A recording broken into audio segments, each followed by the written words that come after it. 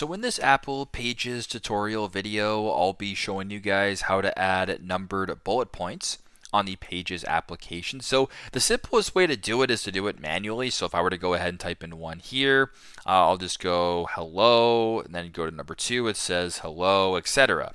This is the simplest way to do it. If you want to do it another way as well, it's pretty straightforward. Press on the page right here, then press on the bullet points icon, scroll down to where it says numbered, and then press that, and it'll do the exact same thing. So you can go ahead, type, and then space, etc. You guys can do the exact same thing. So pretty simple to do, not pretty straightforward, but that's how you guys can add numbered bullet points on the iPhone Pages application. Thanks again for watching, and I hope this video helps.